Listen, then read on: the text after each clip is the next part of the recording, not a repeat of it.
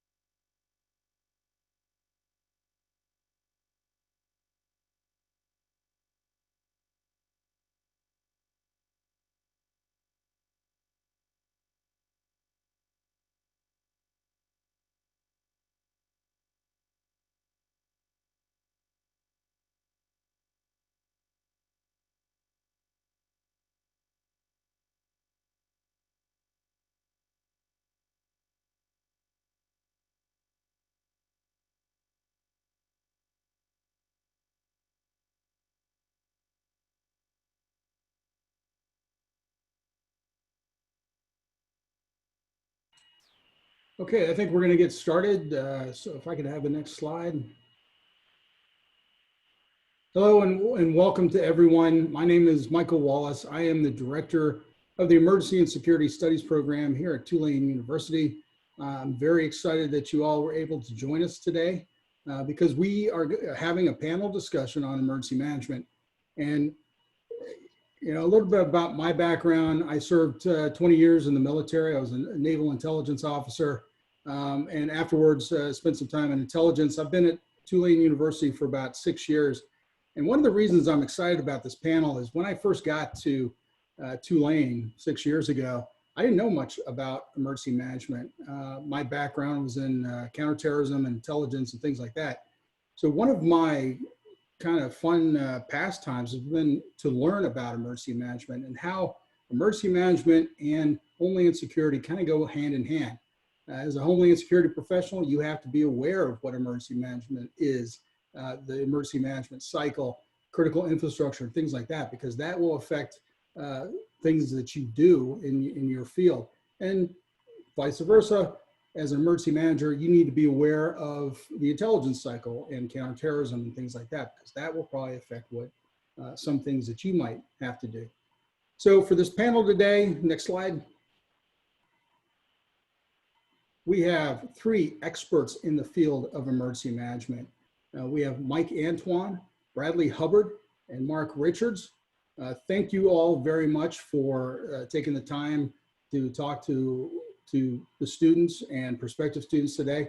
I'd like each to give a little bit of background on themselves, starting with Mike and then Bradley and Mark. And afterwards, we'll start with the questions. So Mike, take it away. All right, good afternoon, everybody. My name is Mike Antoine. I'm the Deputy Director of the Office of Homeland Security and Emergency Preparedness for the City of New Orleans. Been in this position for about 2 years now, appointed by Mayor Cantrell, the current mayor of the city. Prior to that, I spent 16 years with the New Orleans Fire Department. My last few years as a fire captain, I was actually the Homeland Security liaison, but prior to that, I spent some time as a training and compliance officer. And I also was the IC for our NOLA INT. So we have an incident management team that we deploy. My last deployment, of course, was to Harvey. And I did spend some time in Puerto Rico doing Maria. But since I've been in this position, I've been having enough issues of my own that I have not had a chance to go out and deploy and help some of our neighboring areas because I've been bombarded with my own emergencies here. But I'm happy to be on the panel. Of course, I'm a graduate of SoPA as well. And I've been knowing Mike for quite some time. He's been kind of sort of a mentor to me. So it's a pleasure for me to be able to participate on this call despite my busy schedule and and what the city is facing with our current new type of emergency management we're dealing with, COVID-19, of course, that has affected everybody. So I think these type of discussions are good, especially for upcoming professionals who are in school looking for a pathway and just trying to define themselves and find what area of this emergency management, homeland security enterprise path that they're looking to progress their career in. So thank you.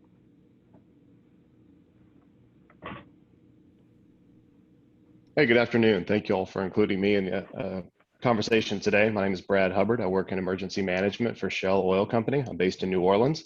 I primarily look after emergency preparedness and response for offshore operations in the U.S. Gulf of Mexico.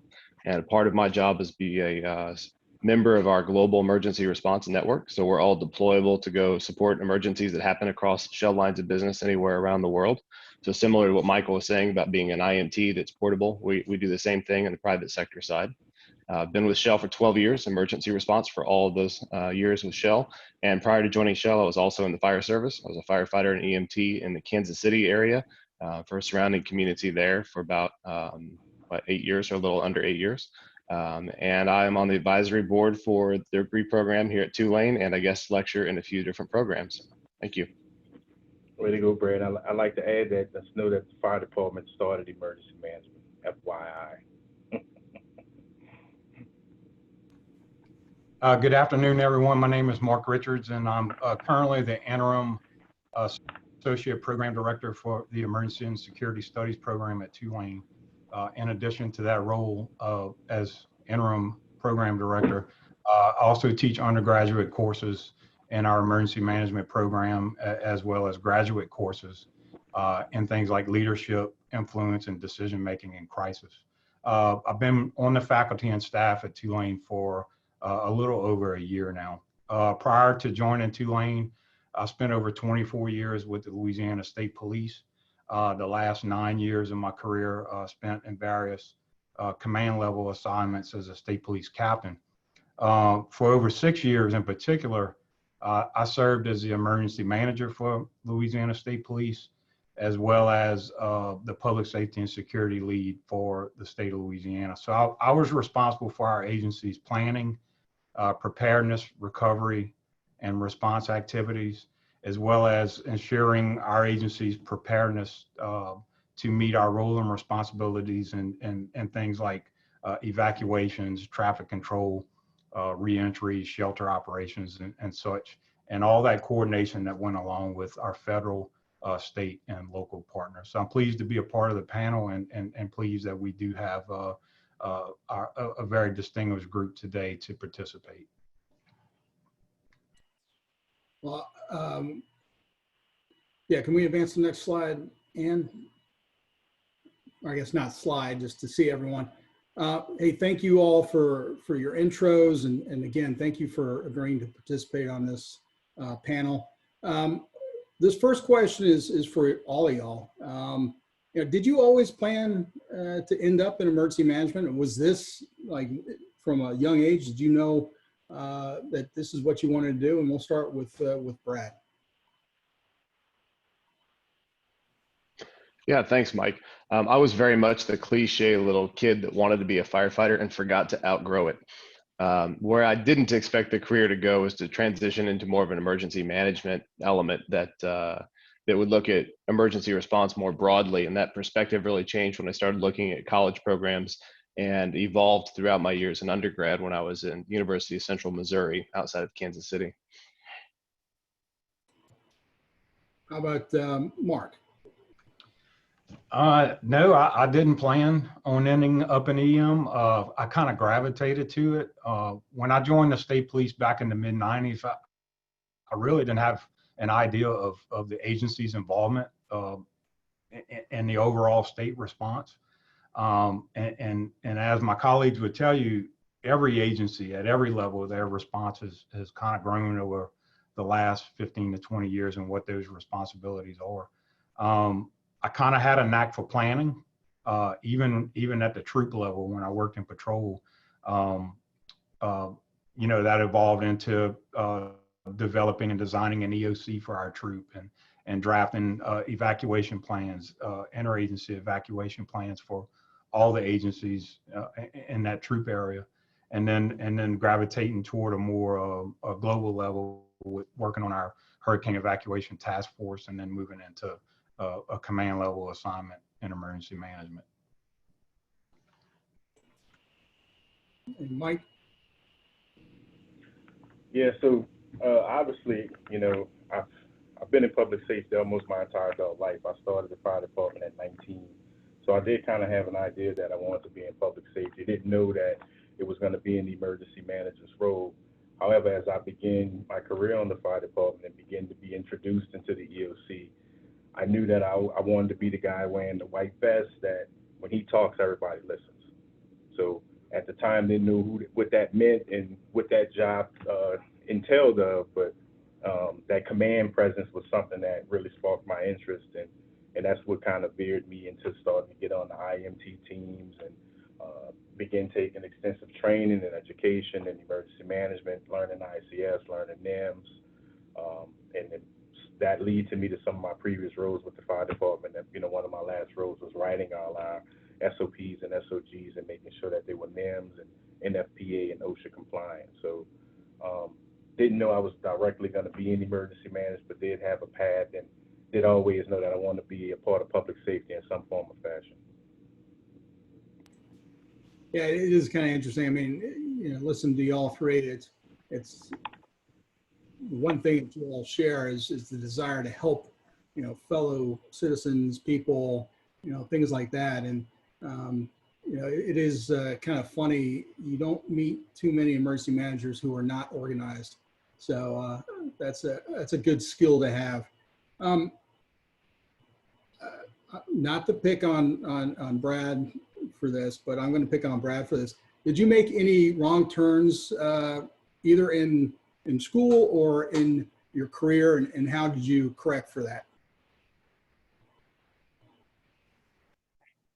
Yeah, thanks, Mike. I think it's a good question. I'd say for one of the things in the university setting, for me was that I did not appreciate the importance of the different gen ed classes that I had to take. I was very eager to jump straight to the major courses where my interest was, and I viewed the undergrad gen ed classes as getting in the way almost, and it was just wasted time, and I felt like it was a churn. And it wasn't really until I entered the emergency management discipline more broadly that I saw how the connectiveness and the well-rounded experience of having the gen ed classes helped with that. So running calculations on firefighting foam for flammable liquid fires, all of a sudden, who knew you're actually going to need algebra after all? You know, that's a very real example. And so you're doing hood of the truck math, but basic algebra skills you learn in college sure help. So that's one of many, many examples for me that I wish I would have put a little different focus on my gen ed classes earlier on in my career there. And then I think another one for me that was a bit of a near miss. I had an experience when I was finishing graduate school and I was interviewing for jobs, and I was on the cusp of making that transfer from private sector, public sector into private sector. And I interviewed with a consulting company, and they were in a big city, and they had a big office, and they did a lot of consulting and work with big name clients and such. And while I was interviewing for that role, I was coming out of a smaller jurisdiction on a municipal setting and had never done anything in the private sector. And one of the interviewers actually just point blank asked me, "What have you actually delivered for a business?" And it stopped me dead in my tracks because I didn't have an answer for it. But it created a really good perspective for me to recognize that you have to have a wide breadth of experiences to move into certain consulting jobs. So I avoided moving into a role that would have fallen on my face, really, because I wasn't prepared for it. So it changed my perspective and showed me I need to go have more experiences before I shift into a consulting model. So being willing to see the gift in what was a really hard question, I was embarrassed in the moment, but later on down the road, it proved to be hugely valuable for me. Thanks, Brad. Yeah, you know, getting back to gen ed courses, I would stress English is important too, along with algebra. That's one thing I stress to my students. You have to be able to communicate. So, Mike, you talked about mentors and things like that. How important are mentors in this field? And what's one thing that you learned from one of your mentors? So one of the things I learned the most and I pay attention to most is the bad habits. because those teach you just as much as some of the good things that you could pick up from a mentor. And I'm fortunate to have one of the best. I work for Colonel Terry Everett. I don't know if you all are familiar with him, but he's currently the director of public safety for the city of New Orleans. And during Katrina, he was the director of this office and led the crisis and consequence management for the city during those times. So I think mentors are invaluable, especially in this field, because a lot of the things that we learn is from experience and best practices and lessons learned. And I think folks who have experienced things prior to you will give you that best perspective and outlook on how to deal with it when you're faced with it. So I give kudos to mentors, and I look forward and embrace every opportunity I get to learn something from someone who's already been there. Mark, what are your feelings on that? Well, I had a real close mentor throughout my career with state police who told me just, give 110% and no matter what you're doing, whether that's conducting a large scale investigation or any training that you're going through, or studying for a promotional exam and taking that exam, is that to do your best. And even in furthering my education later on in life and in my career, I wanted to do the best that I possibly could. I competed with myself. And I think that can be infectious to others too. And it can set a level and a standard of excellence amongst the people in your agency. And if you're a supervisor, the people that you do supervise, that can be infectious to them.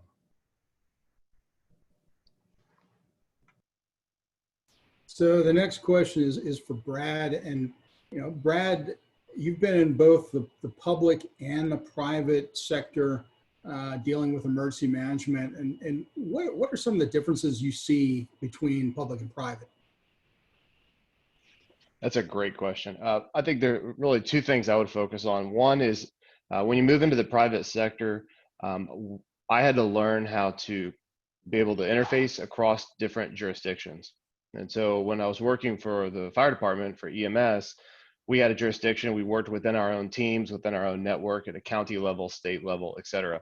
In the private sector, we have facilities that are scattered across different jurisdictions. You have different local government, different states, in some cases, different federal governments, and then they all have their own corresponding regulation. And so you have to learn how to be flexible and nimble and help achieve your business goals while also working within the bounds of those regulations and different processes that exist, because that community or jurisdiction is using those processes every single day. And so we don't want to ask them to bend that for us. We need to learn how to work with them.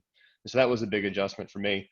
And I think the second element to that is also that second piece for me in transitioning to private sector was recognizing how much I was leaning on my previous experience. And so for me, moving into the private sector represented looking more at programs and processes and managing those that are out doing the tactical emergency response work. So I don't put on bunker gear as often anymore, and I'm not on a fire truck or out on the scene on the front line anymore, but I'm in a command post setting during an incident, or I'm in the office advocating for those programs in between incidents.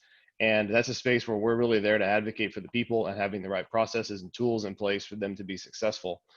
But I would not be able to do that if I hadn't been in those previous roles. So similar to what Mark has said and Mike has said, I think we all kind of laugh in emergency response, because in the emergency management discipline, we spend a lot of time talking about what we used to do.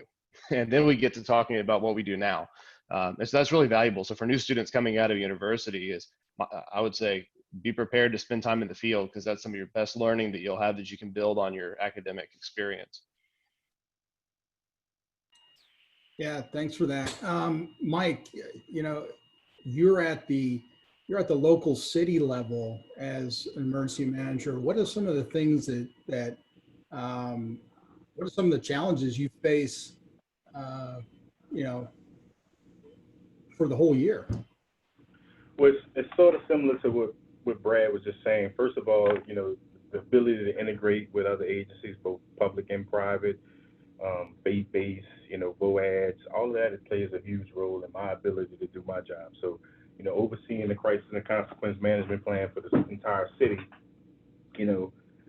puts me in a position where I have a lot of responsibilities, but I own very little resources. So my effectiveness is based on my ability to integrate with my partner agencies, all my public safety agencies, local, state, and federal, and be able to bring these resources and personnel together and be able to respond accordingly. So, back to what Brad's saying, it's so huge because, Mike, I could tell you 95% of my plans in this office require resources that aren't mine.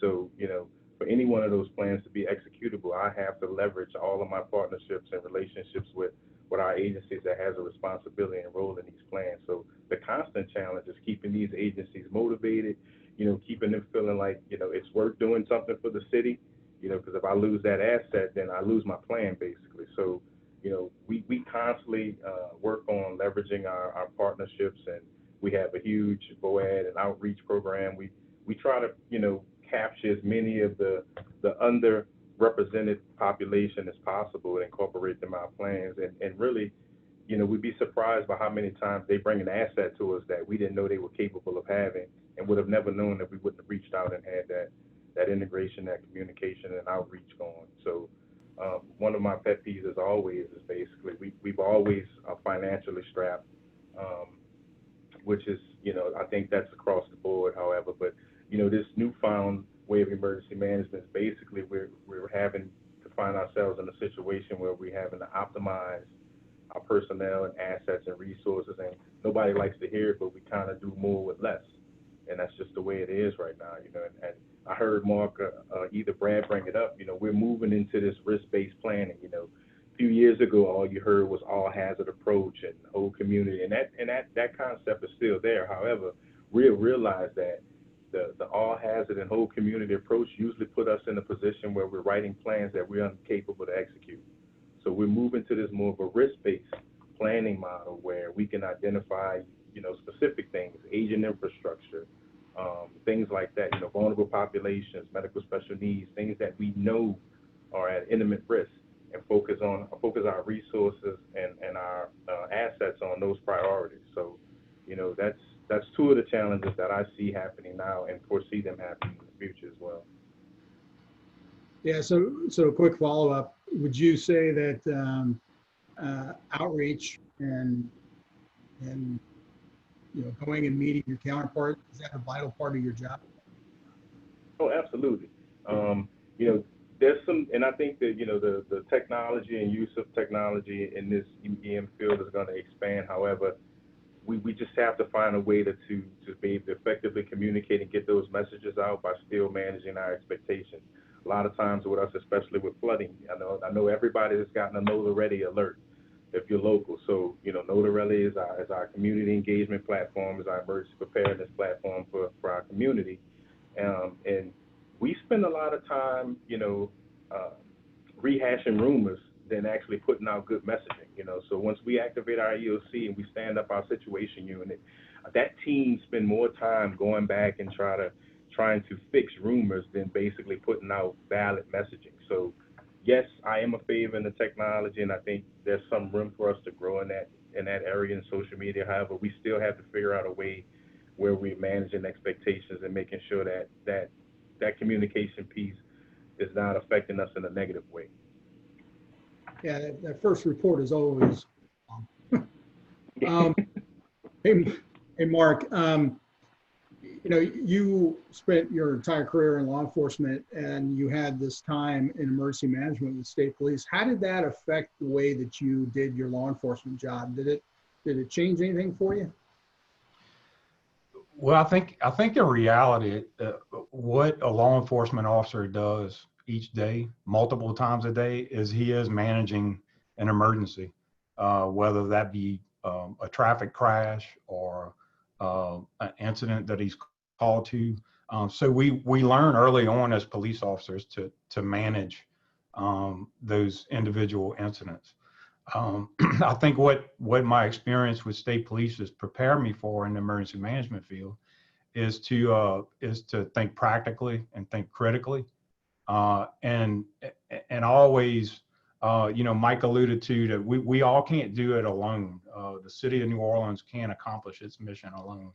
The state of Louisiana can't accomplish its mission alone.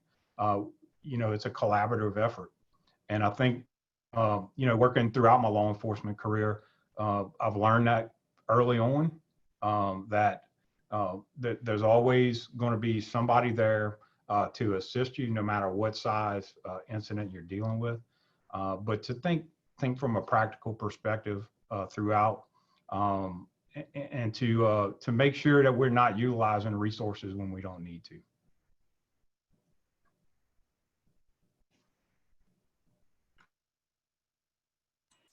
This question's for all you all. What do you or did you enjoy the most about being in the emergency management field? Go ahead, Mark. I'll take that one first. I enjoyed the collaboration. Each of us in the agencies that we represent, or in Brad's case, the company that we represent, we all have interests to protect.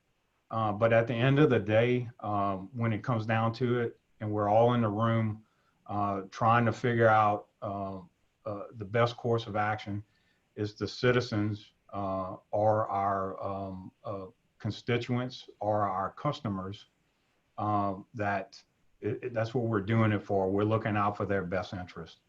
And that collaborative effort occurs at the local level amongst local partners, at the state level and at the federal level, and of course in the private sector. So I always found that pretty amazing. Mike? Yeah, I'm kind of piggyback off of Mark. Just the collaboration, integration piece with the local, state, and federal officials. Especially here in New Orleans, it's unfortunate that we get to meet pretty frequently, whether we want to or not, just based on our frequency of incidents and events. So, just the integration piece of getting to know people from various backgrounds. But one of the things that I love the most is actually when I was deploying with our IMT, just to go out and see how other jurisdictions manage disasters and incidents and how they deal with emergencies. And one of my most interesting trips was Puerto Rico, of course, because I got to go spend 30 days there and got to work out of the Federal Coordination Center. And just, you wouldn't believe that, Puerto Rico was part of the United States and that they incident management structure should have mirrored ours. It just was total chaos. And, one of the good things about that is in our second week, we had them on a battle rhythm. We had them where they was able to request resources from FEMA. So they just needed guidance. They just needed some folks who have been there before a couple of times and, able to motivate their folks and get people in place. I mean, just even set up an org chart. They didn't even, FEMA did not even have an org chart set up. So they didn't know who was in charge, who was logistics, and who was finance, and who was in charge of documentation and things like that. So one of the things that really touches me is the ability to go out and help others, because it's fortunate that, we get to experience these things a lot. And, I think it's only a plus that we get to go out and share our best practices and lessons learned with other jurisdictions to prevent the impacts, when they're facing with the same or similar incident. So that's one of my favorite things, which I don't get to do anymore, but I like to go out and deploy. That was one of my pet peeves. That's what really motivated me to take this road, the few deployment trips where, and it actually started out in, I don't know if you all remember the 2016 floods in Baton Rouge. I know Mark should remember that one. Actually deployed with the state fire marshal. We ran out of there for 3 weeks, search and rescues, and that was really kind of my first boot on the ground, incident commander of an IMT, and actually rescuing folks and actually being in charge of the whole process and watching it unfold and participating in the unified command group with the governor's office. I think just that whole experience. So my thought would be to the students is that any opportunities you get to train, Mike will tell you, I lead our training and exercise program here for the city, and I'm constantly exercising and training and always trying to incorporate our schools and universities and our critical infrastructure partners and just everybody, because I think the more we practice this and become comfortable with each other and know who each other are, know who the players are, we all going to better perform when it happens. Yeah, keeping a secret hurts everyone. So, yeah. Brett? Yeah, I think on the day-to-day elements of the job, I really like maintaining the different processes that are in place. And we have to do a lot of advocacy. We have to really campaign for why it's important to maintain that response capability for when something happens. And It's interesting. Any organization, they start to fatigue on that after a while, and so it's important that we get to help kind of advocate to keep that ready and on the ready, so to speak, and then build it and grow it. And as the world around us changes, we have to make changes to be able to stay ready for those changing dynamics. And then during an incident, I think I'll echo a lot of what Mark and what Mike had said about certainly deploying the collaboration with different organizations and the fact that people have different skill sets, different areas of expertise. And in emergency management, we're usually not the expert at any particular technical problem, but we organize all the folks that are. And we do a lot of our time and energy bringing the people together and getting us into a rhythm and a process and an organization, as Mike alluded to. And so I really like being on in an incident being deployed, because we set a goal, we build a plan, execute the plan, meet the goal, and get into that rhythm. And so I really like the problem solving element of it. Mike, before we move on, I wanted to kind of piggyback on what Mike said. There is a tremendous demand for Louisiana emergency managers to deploy to other areas of the country because of our experience here. Mike alluded to going to Puerto Rico, but we deploy for almost every major disaster where a request is sent out from that state. Somebody from Louisiana goes, whether it be from the local level or from the state level, just because of the experience we have here, whether it be floods, hurricanes, tornadoes, technological disasters. Even special events. Not to cut you off more, but they asked me to go to the year prior to us having the college football playoff. I was asked by Atlanta's administration to come up, and I spent 2 weeks with them the year before hosting college football playoff in Atlanta, just to show them how we manage special events. So it's extended beyond the disasters. Now we're being called upon to assist with special event planning. And no other city is like New Orleans in terms of that. So that's a great point, Mike. Thanks. Yeah, I think that collaboration amongst organizations to share people and shares people that are qualified in different positions across in an incident management team. The Wildland Fire Service did a lot of that in the 70s and 80s as ICS was evolving. It was pretty new. And I think that the broader kind of uniformity of that really was one of the successes of our country's reaction to September 11th. And when we standardized ICS around the country and called it NIMS, and we implemented this program, now if any one of us walk into a room with an ICS title and say, I'm here qualified to do X, it doesn't matter if I'm walking into Mark's command post or if I'm walking into Mike's, what part of the country we're in, that is the same everywhere you go. And so there's a shared knowledge and expectation of how you're going to function in that role and what you're capable of doing. And so having that network of responders around the country that are able to go help each other just make us all better. And the guys have said, Louisiana has a lot of things going on all the time, so we're always busy. So it's a great opportunity to learn and train here. Yeah, absolutely. On the spot, but we were talking before this started, and Brad has things going on today, and Mike has things going on, and Mark has things going on. So it's not a dull profession, that's for sure.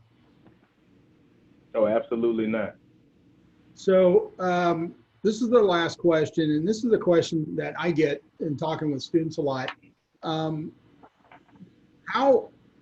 I want to get into emergency management. How do I go about doing that? What advice would you give to either a current student or a prospective student about getting into this field? What do they need to do to make that a reality?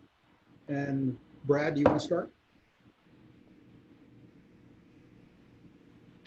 Sure. I would say that doing what you're doing right now to be interested in the academic side is really important, because that will help you over a 20, 30-year range, because the academic side will help you be able to advance and rank and help you take on new management roles, et cetera.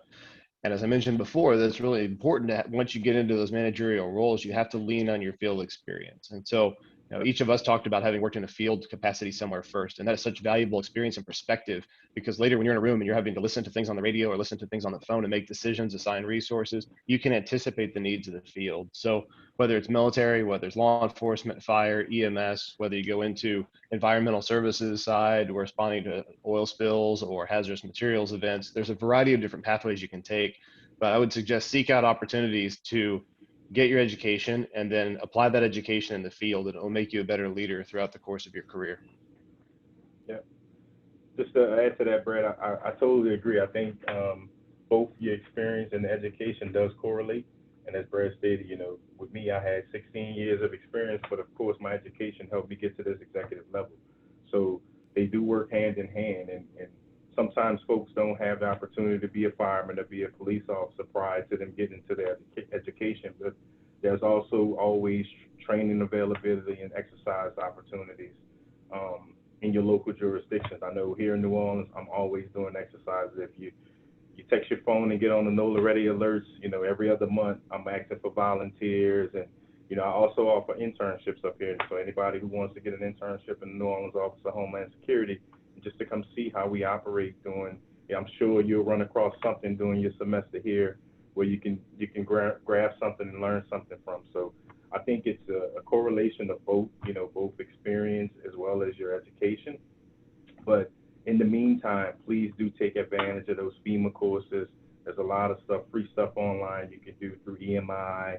All of those things are huge. And knowing the lingo and some of the ICS talk, we use a lot of abbreviations. So that'll be, one huge thing to kind of learn and start learning what some of those abbreviations are, because I could tell you, I could give you a document that's probably 90% abbreviated words, so in short, so DHS and FEMA, all of these things, when you're in the incident command post, all of these things are going to be used in abbreviated format. And I think that's huge. I mean, I think one of my first courses over there, Mike, Stephen Murphy, one of our first tests was to know, I think he gave us like 60 abbreviations.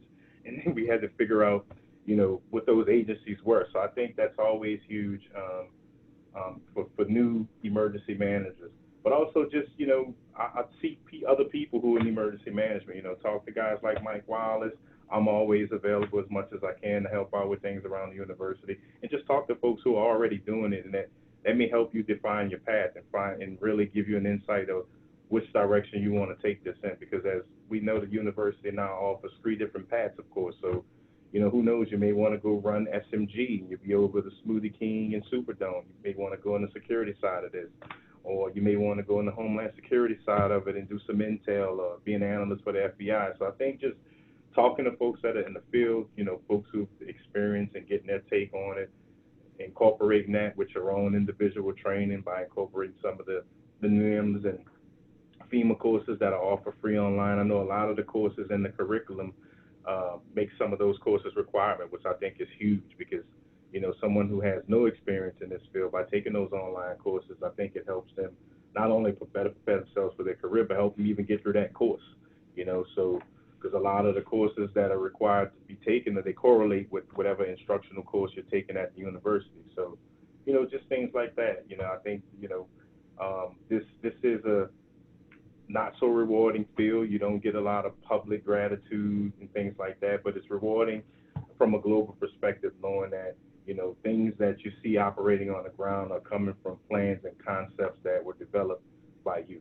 So kudos to the students, and like I said, I'm always available if anyone wants to reach out to me. I'll leave my contact information at the end of the panel discussion. If anyone wants to come up and just to have a visit up in New Orleans EOC, I'll be happy to show you around. I think I have a few of my previous interns that may be on the call now as well. So I would add to what Brad and Mike said, just offering advice to be well-rounded. I think it's going to make you more valuable to your agency or to your company if you're working in the private sector. Learn about all facets of emergency management. Become a good planner, become a trainer, but also get out in the field and develop those operational skills and those components like response and recovery. So that well-roundedness is going to benefit you in the future. Well, I want to thank everyone again, all 3 panelists, for taking the time. I learned things today that I didn't know, so I appreciate it. It's always good to hang out with Brad, Mark, and Mike. They're the best examples of emergency management in the field today.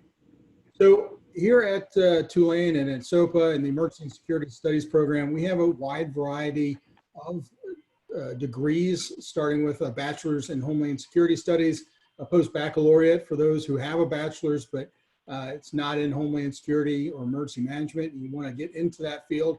And then we have masters in Homeland Security Studies, Security Management, Emergency Management, and we also have graduate certificates in Security Management, Emergency Management, and Sports Security. So if you're interested, like Mike was saying about Smoothie King Center or the Superdome, that's a growing industry, and sports security incorporates both emergency management and security. So please contact me if you have any questions. This is our contact information.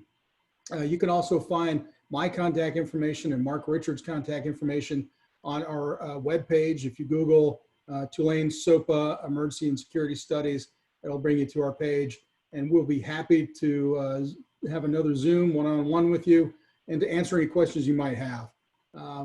As you can tell, all of us care very deeply about our fields, and when it comes down to it, it's about helping other people, and we truly believe that. So thank you again for attending, and thank you again to our panelists. Really appreciate you taking the time, and please contact us if you have any questions. Thanks.